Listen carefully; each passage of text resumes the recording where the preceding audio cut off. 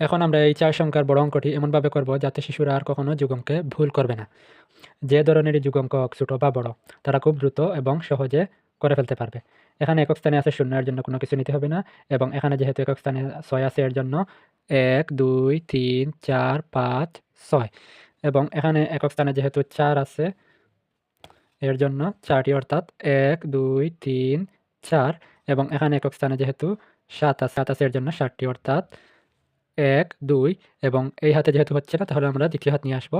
3, 4, 5, 6, 7 নেওয়ার পর যেহেতু আমি এই জায়গা পর্যন্ত এসেছি, তাহলে প্রথম হাতের 4টি আঙ্গুলের টাপ গুনে তারপর এইগুলো গুনে এই পর্যন্ত এলে প্রথম সংখ্যাটির যোগ আমরা, অর্থাৎ একক স্থানের সংখ্যাগুলোর যোগ আমরা পেয়ে যাব।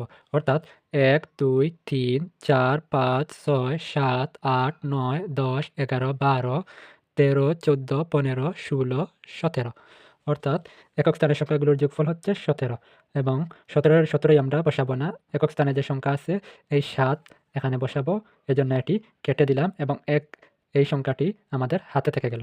এখন দশক স্থানের সংখ্যাগুলো আমরা যোগ করব।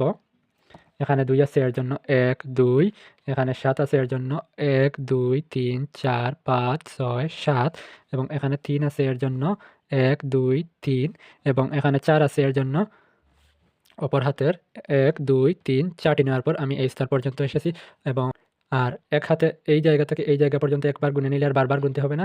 এখানে আছে 12টি সংখ্যা, অর্থাৎ 12, 13, 14, 15, 16।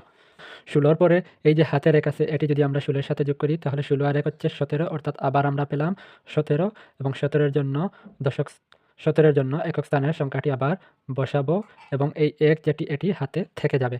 এখন আমরা শতক স্থানের সংখ্যাগুলোর যোগ করব। এখানে আছে 4, এর জন্য 1, 2, 3, 4, এখানে আছে 2, এর জন্য 1, 2, এখানে আছে 8, এর জন্য 1, 2, 3, 4, 5, 6, 7, 8, এবং এখানে আছে 5, এর জন্য 1, 2, 3, 4, 5, এবং ঝামেলা যাতে না পড়তে হয়, এর জন্য এই হাতের একটি এখানে নিয়ে নিলেই, এবং যখন নিবে তখন এটি কেটে দিবে, তাহলেই আর কোনো সমস্যা হবে না। আর এই সবগুলো এই হাতের 4টি আঙ্গুলেরই টাপ গুনলে হবে 12টি। এরপর হতে এখানে গুনে দেখি 13, 14, 15, 16, 17, 18, 19, 20, অর্থাৎ আমরা জানি 20 হচ্ছে 2 × 20, অর্থাৎ 2 আর 0 দিলে হবে, এবং একক স্থানের এই যা আছে, অর্থাৎ এখানে 0 আছে, এই 0 এখানে বসিয়ে দিব, বসিয়ে দিলে 2 যে সংখ্যা এটি হাতে থেকে গেল। এখন আমরা হাজার স্থানের সংখ্যাগুলো নিয়ে যোগ করব, আর যোগ করার পর এই হাতে যা আছে তা শেষে যোগ করে দেব। এখানে আছে হাজার স্থানে 8, এর জন্য 1, 2, 3, 4, 5, 6, 7, 8, এখানে আছে 1 এর জন্য 1টি, এখানে আছে 0, এর জন্য কোনো কিছু নিতে হবে না, এবং এখানে আছে 2, এর জন্য 1, 2 নেয়ার পর হাতে যেহেতু 2 আছে, এই 2 আমরা নেব, আর যখন নিব তখন এটি কেটে দেব, অর্থাৎ 2 নেই, 1, 2, অর্থাৎ এখানে আছে 12, আর 12-এর পর এই জায়গা পর্যন্ত, এই জায়গা থেকে সবগুলোটা গুনলে হবে 12, আর যেহেতু এটি এখানে একটি করে এসেছে, অর্থাৎ 12 এর পরে হচ্ছে 13। 13 এর জন্য আমরা 13 আমরা এখানে লিখে দেই, এবং 13 আমরা এখানে লিখেছি, এবং 13 এর একক স্থানে আছে 3, এটি বসিয়ে দেব, আর বসানোর সময় এটি কেটে দিলাম, হাতে থেকে গেল 1। এখন আমরা অযুত স্থানের সংখ্যাগুলো যোগ করব।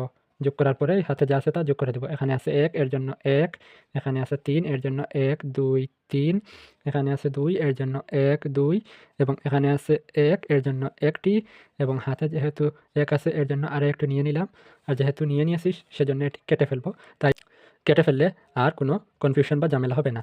আর যেহেতু আমি এই স্থান পর্যন্ত এসেছি, তাহলে প্রথম হতে সবগুলো টাপ গুনে এই পর্যন্ত এলেই অযুত স্থানের সংখ্যাগুলোর যোগফল হয়ে যাবে, অর্থাৎ 1, 2, 3, 4, 5, 6, 7, 8, অর্থাৎ হাতের যা আছে সেগুলো নিয়েও অযুত স্থানের সংখ্যা যোগ করে আমরা পেলাম 8, অর্থাৎ এই 4টি সংখ্যার এই বড় অঙ্কটি আমরা সমাধান করে ফেললাম।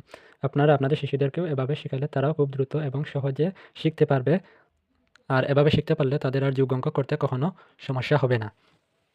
ধন্যবাদ।